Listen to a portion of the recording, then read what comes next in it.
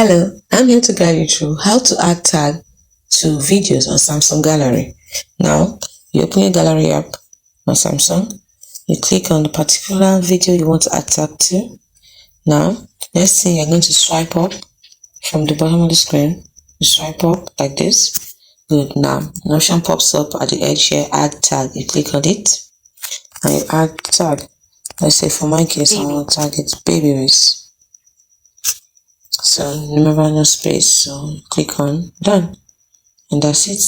I've added the tag. I want to remove it, I simply click on this minus over here and it's gone. If I want to add it again, I click on add tag. Race. So you see, I want some true. I swipe down again on the image, and that is how to add and remove tag on gallery images of Samsung. So if you want more tips like this, you can simply like and subscribe to this channel. Till next time, bye bye.